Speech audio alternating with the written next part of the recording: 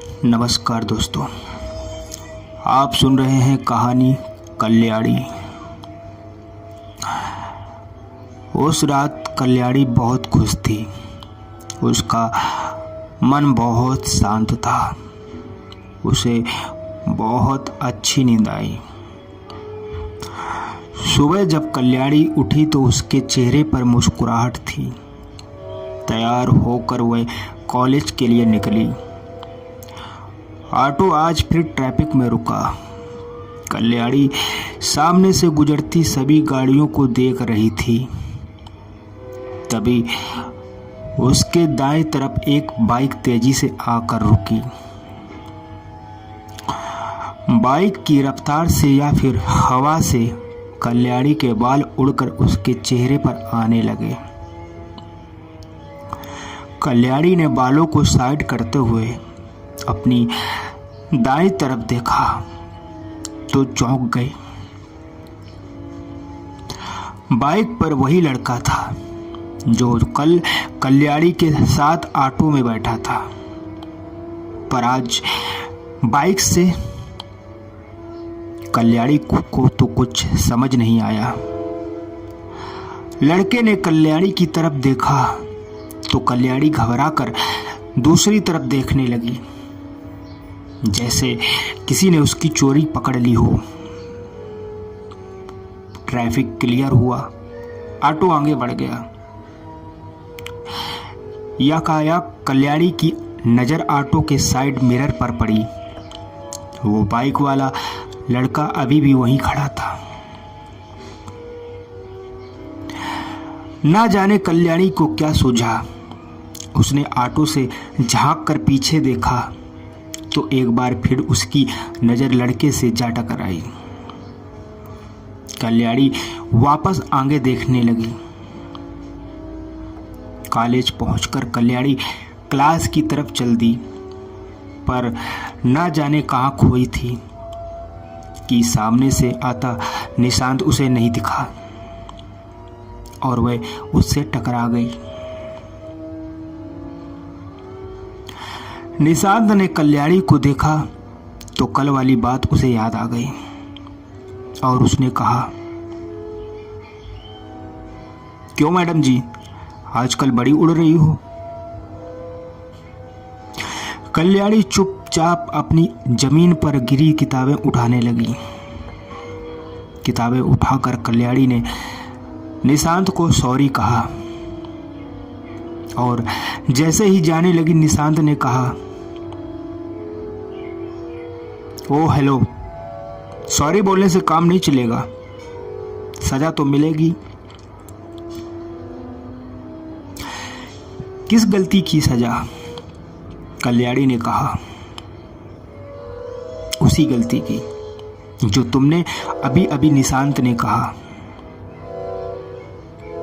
मैं अनजाने में आपसे टकराई थी और उसके लिए मैंने आपको सॉरी भी बोल चुकी हूं। आप सीनियर हैं, मैं आप सबकी रिस्पेक्ट करती हूं। इसका मतलब ये नहीं आप लोग बोलोगे मैं करूंगी।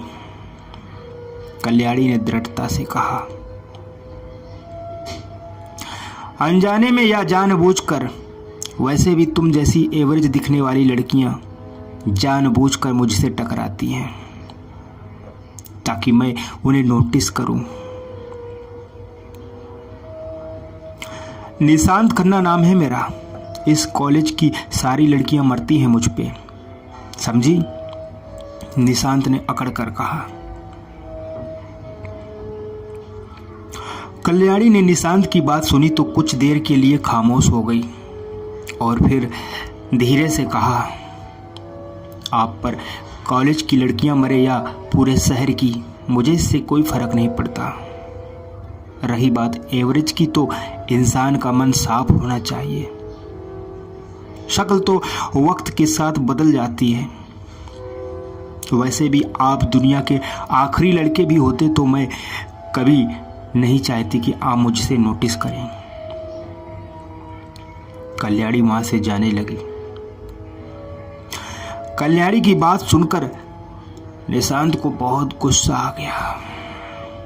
और उसने कल्याणी का हाथ पकड़ लिया। कल्याणी ने छुड़ाने की कोशिश की, लेकिन निशांत के हाथ की पकड़ इतनी मजबूत थी कि कल्याणी अपना हाथ नहीं छुड़ा पाई। ओह, तो तुम खुद को बहुत बड़ी अप्सरा समझती हो। यहाँ की ओर मेरे सामने बोलने की इतनी हिम्मत कहां से आई? तुम में मुझसे पंगा लेकर इस कॉलेज में रहना तो नामुमकिन है। निशांत ने उसे घूरते हुए कहा, यह कॉलेज तुम्हारे बाप का नहीं है। कल्याणी और निशांत के कानों में किसी की आवाज पड़ी। दोनों ने आवाज की तरफ देखा। कल्याणी ने देखा, सामने वही लड़का खड़ा था जो आज उसे बाइक पर मिला था। लड़के ने निशांत के पास आकर कहा, सीनियर हो, जूनियर की इज्जत करना सीखो।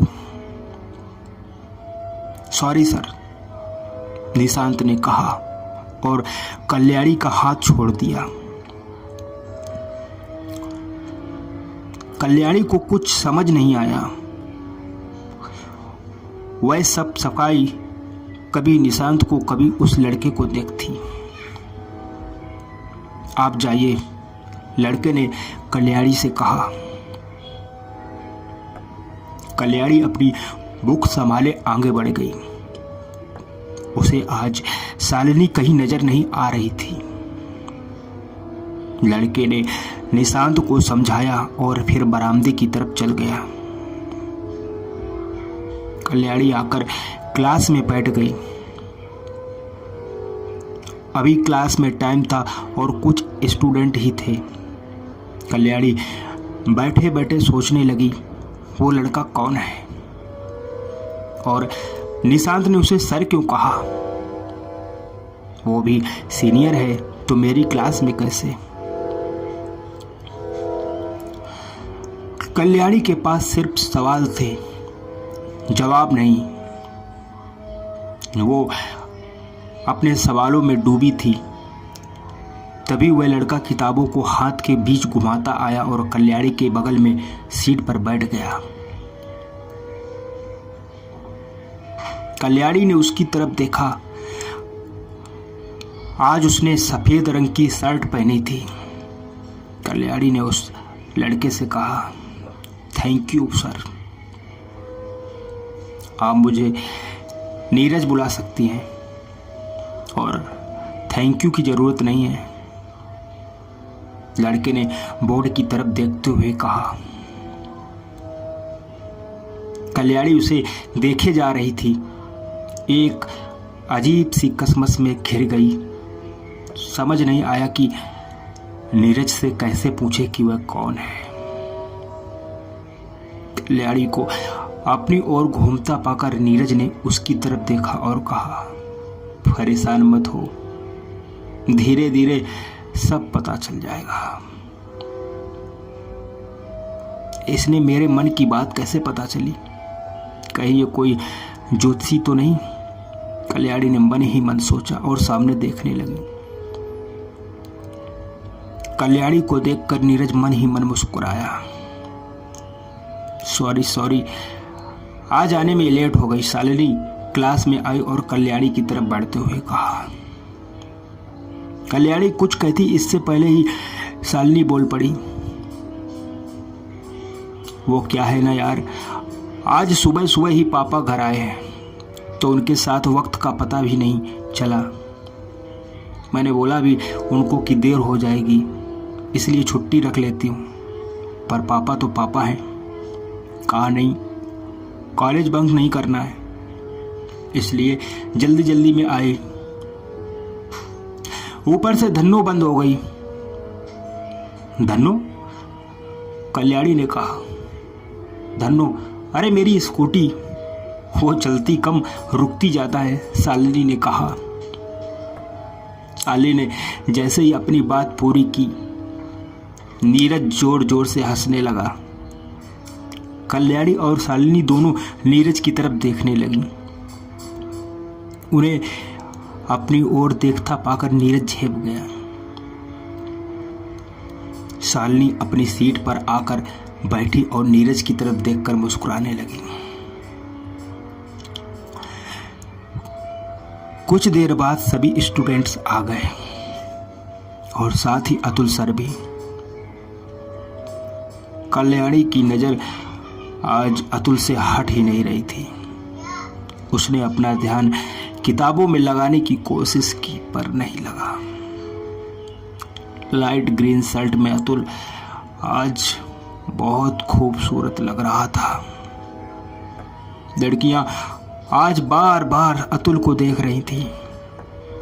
ऐसा लग रहा था कि हिस्ट्री की क्लास ना होकर कोई प्रेम क्लास हो। शालिनी नजरें बचाकर नीरज को देख रही थी। नीरज कल्याणी को देख रहा था। कल्याणी अतुल को देख रही थी और अतुल इन सब से बेखबर बोर्ड पर पढ़ाने में व्यस्त था। क्लास खत्म हुई। अतुल किताबें उठाकर बाहर निकल गया। किताबों में रखी एक छोटी सी किताब नीचे गिर गई। कल्याणी की नजर पड़ी तो वह किताब उठाकर क्लास से बाहर गई। उसने अतुल को आवाज लगाई, लेकिन अतुल ने नहीं सुना और तेजी से निकल गया। कल्याणी अतुल के पीछे पीछे आई। बारामदे के बाहर मरम्मत का काम चल रहा था। अतुल कल्याणी को बारामदे में खड़ा मिल गया। कल्याणी उसके पास जाने लगी, तभी उसकी नजर ऊपर से गिरती लकड़ी के बड़े टुकड़े पर गई। कल्याणी ने दौड़कर अतुल को साइड किया। लकड़ी का टुकड़ा नीचे आ गिरा। अतुल और कल्याणी दोनों गिर पड़े। सर आप ठीक हो? कल्याणी ने अतुल से घबरा कर कहा। अतुल उठा और कल्याणी से कहा, मैं ठीक हूं। अतुल की नजर कल्याणी के हाथ पर गई। गिरने की वजह से कल्याणी के हाथ पर चोट लग गई थी। अतुल ने कल्याणी से कहा, तुम्हारे हाथ में चोट लगी है, मेरे साथ आओ। कल्याणी चुपचाप अतुल के पीछे चल पड़ी। अतुल कल्याणी को लेकर स्टाफ रूम में आया और उसे बैठने को कहा। कल्याणी चुपचाप पास रखी चेयर पर बैठ गई। अतुल अलमारी में से फर्स्ट एड बॉक्स ले आया और आकर कल्याणी के सामने बैठ गया। अतुल ने कल्याणी से अपना हाथ आगे बढ़ाने को कहा। कल्याणी ने अपना हाथ आगे कर दिया। अतुल ने कॉटन हाथ पर लगाकर खून साफ किया। दर्द की वजह से कल्याणी आंखों से आंसू निकल आए। वह भीगी आंखों से अतुल के चेहरे की तरफ देखती रही। भूरी आंखें जिनमें कल्याणी खो सी गई। अतुल ने दवा लगाई और पट्टी बांध दी। कल्याणी की आंखों में आंसू देखकर अतुल ने कहा, मेरी वजह से तुम्हें चोट आई, वैसे थैंक यू। कल्याणी ने अपने आंसू पोंछे और कहा, इट्स ओके सर। वो मैं आपकी किताब लौटाने आई थी, क्लासरूम में गिर गई थी। कल्याणी ने किताब अतुल की तरफ बढ़ाते हुए कहा। अतुल ने किताब ली और उठकर फर्स्ट एड बॉक्स वापस उसकी जगह रखा। कल्याणी के पास आकर उसके सर पर हाथ रखा और कहा, टेक केयर। कहकर अतुल स्टाफ रूम से बाहर निकल गया। कल्याणी वहीं बैठी रही। अतुल का चेहरा उसकी आंखों में घूमने लगा। उसने हाथ पर लगी चोट को छू कर देखा। दर्द था, पर कल्याणी को वो दर्द एक मीठा एहसास दे रहा था। वह स्टाफ रूम से बाहर आ गई। बरामदे में चलते हुए अतुल के बारे में सोचते जा रही थी। उसे होश ही नहीं था। सामने से शालिनी उसका बैग उठाए चली आ रही थी। कल्याणी के पास आकर उसने उससे अचानक जाने की बात पूछी तो कल्याणी ने सारी बात उसे बता दी। दोनों अगली क्लास की तरफ बढ़ गई। कल्याणी का मन आज क्लास में नहीं था। बार बार उसे आंखों के सामने वो हादसा आ जाता। क्लास के बाद कल्याणी और शालिनी बगीचे में बनी बेंच पर आ बैठी। कल्याणी ने अपना टिफिन शालिनी को देकर कहा, तू खा ले, मेरा मन नहीं है। शालिनी चुपचाप खाने लगी। खाना खाकर शालिनी ने कल्याणी से कहा, क्या हुआ? आज तू कुछ ज्यादा ही खोई हुई है। निशांत और उसके चमचों ने फिर से कुछ किया क्या? नहीं, आज वो हादसा, अगर अतुल सर को कुछ हो जाता तो। कल्याणी अब भी उसी हादसे के बारे में सोच रही थी। डोंट वरी यार, वो अभी ठीक है और उनको कुछ नहीं हुआ, उल्टा तुझे ही तो चोट लग गई। शालिनी ने कल्याणी के हाथ की तरफ देखते हुए कहा।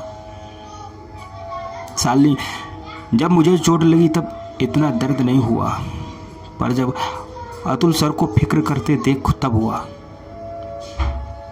पर वो दर्द अजीब था।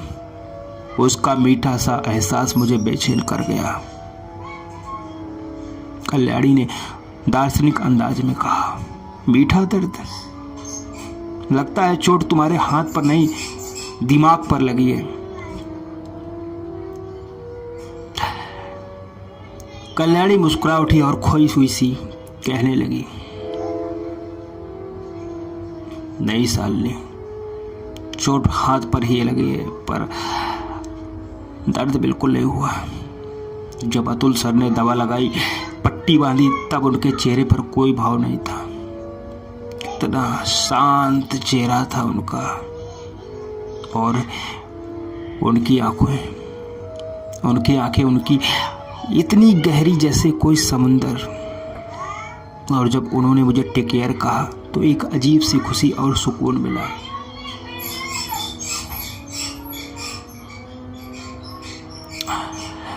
कल्याणी के मुंह से यह सब सुनकर शालिनी मन ही मन कहने लगी, लगता है कहीं ये पागल तो नहीं हो गई।